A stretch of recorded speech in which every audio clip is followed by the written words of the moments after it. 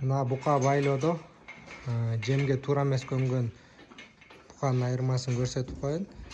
Мына моуну карап алыңыз. Анан могул. Бул болсо өзүнүн нормасынан көп жеп алган. Могу букага көбүрөөк салынгандан бул эки жакка чачканда ушунун жемин бул жеп алып, ичи өтүп, ашказан уже жемди сиңире албай, мына уже жемди карагысы келбей калган. Мына суу карылып атат. Суу ичкенден кийин негизи могул туура жемге көнгөн болсо, уже жемге кол салып, жемди тазалап салыш керек болчу. А бул жемди уже карагысы келбей калган.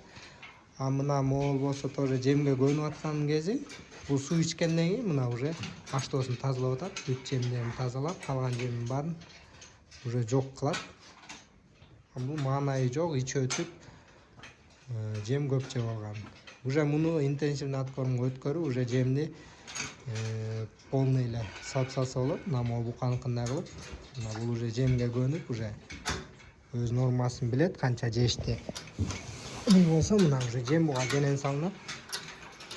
Каалаганда жем жейт, каалаганда чөп жейт. Уже бул өз нормасын билет.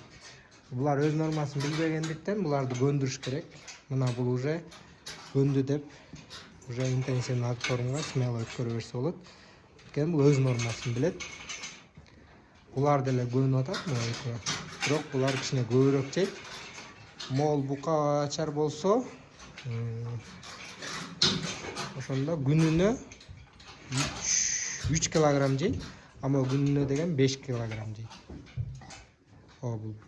Бул 5 килограмм, бул 3 килограмм жейт. Бул 3 килограмм менен уже тоюп калды, а булар 5 менен дагы тоёт. Мына карап алыңыздар, мына аштоосу таптаза 5 килограммды уже жалап салып атат. А бул 3,5 килограмм менен 3,5 килограммды уже калып калган түйүндө мына могул өтө окшош. Муну жегенин карап алып, эптеп.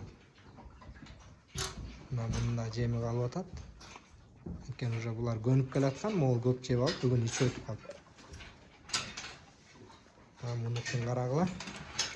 Муну уже жеми деле калбай калды, бираз буруштарда эле. Ошол кимге откормда кызык болсо, ушундай видеолор жакса, каналга каттала кетиңиздер, дагы көп кызыктуу нерселер болот алдыда буюрса.